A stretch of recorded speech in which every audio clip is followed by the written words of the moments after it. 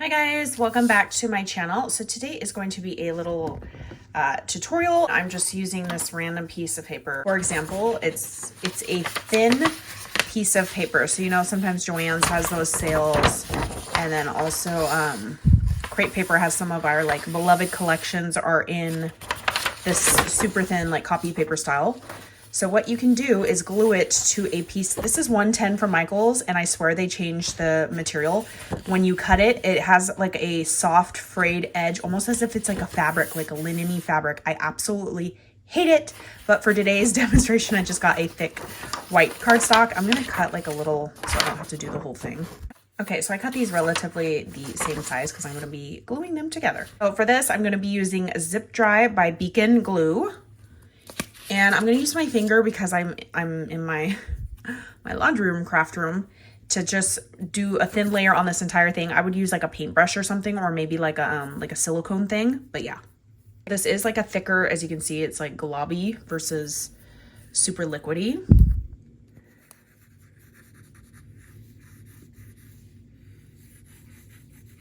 So I'm just gonna rub it in.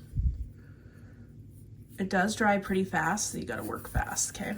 It starts drying, you can feel it's like that, kind of like packaging has that clear, oh my gosh, I didn't even glue this on straight, oh well. That clear like stickers on stuff, and you can rub it, and then it just like disintegrates into like little balls, like clear booger balls or something, I don't know. Okay, so like I said, it dries super fast, so I'm gonna work in like sections.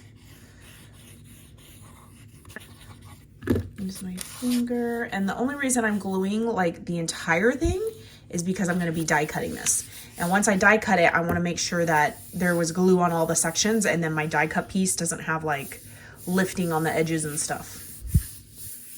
Okay, swirls. I think, you know, your finger just might be the fastest thing. I'm using this because I don't have any tools.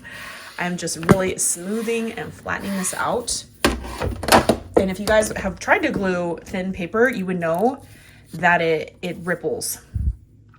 Obviously I don't have glue on this like corner piece, but as you can see, there's no rippling of the top piece.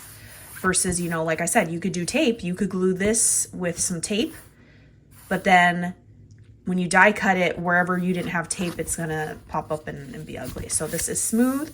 There's no wrinkling from the wet glue because it's kind of like a rubbery glue. So yeah, okay. I'm gonna cut a heart out with this guy, and it might get wobbly because I'm wiggling my hands. Okay, so here is the die. I have 110-pound cardstock just from that glue. As you can see, there's zero rippling with this brand. Or vice versa, you can cut this out once and then cut out the 110 and glue them together that way. Yeah, I hope that's helpful. And you guys can use your copy paper, pattern paper. All right, bye guys.